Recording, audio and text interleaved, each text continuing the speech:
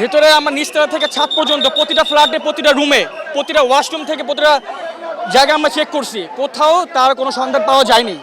যতটুকু আমরা সন্দেহ করছিলাম ফেসবুকের মাধ্যমে এই বাড়িতে ছিল, আমরা এখানে কোনোভাবে তাকে পাইনি। এখন আমরা সন্দেহ করতেছি পাশের বাসাটা পাওয়া যেতে পারে। তো সন্দেহভাবে আমরা যাব, পুরো বিল্ডিংটা আমরা সার্চ করব, যদি পাওয়া যায় তো আমরা তো জানাবোই।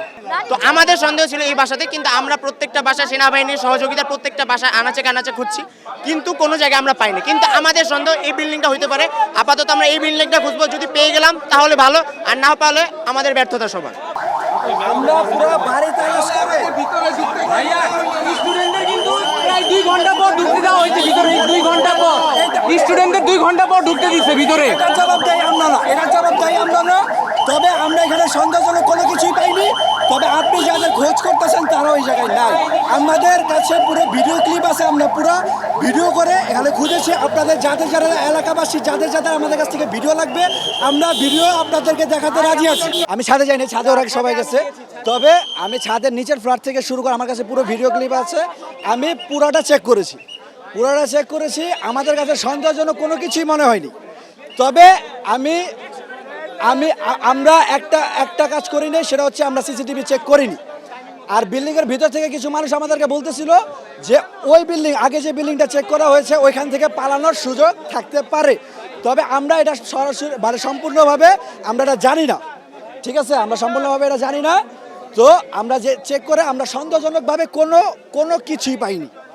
এটা আমাদের কাছে পুরো ভিডিও ক্লিপ আছে। আমাদের এলাকাবাসী যদি আমাদের কাছ থেকে জানতে চায়, আমরা তাদেরকে দেখিয়ে দেব যে আমাদের কাছে জায়গা থেকে তথ্য এসেছে যে এখানে স্বরাষ্ট্রমন্ত্রী আশ্রয় নিয়েছে। আর স্বরাষ্ট্রমন্ত্রী আশ্রয় নিয়েছে, আমরা যখন এখানে এসেছি, আমার বন্ধু বান্ধবরা আমরা যখন এখানে এসেছি, বিভিন্ন এলাকা থেকে আমরা পাহারা দিচ্ছিলাম রাতের বেলা। তো আমরা যখন এখানে এসেছি, আমরা এখানে এসে আমাদেরকে প্রথমে বলা হয়েছিল যে এখানে পাওয়া গিয়েছে।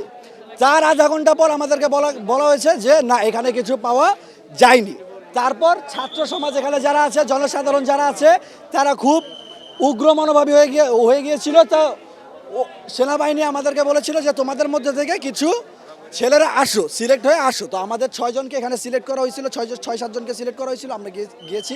আমাদের এই বিল্ডিংয়ের প্রত্যেকটা মানুষ আমাদেরকে সহযোগিতা করছে, সেনাবাহিনী আমাদেরকে সহযোগিতা করছে। আমরা সন্দেহজনক কোনো কিছুই পাই নাই।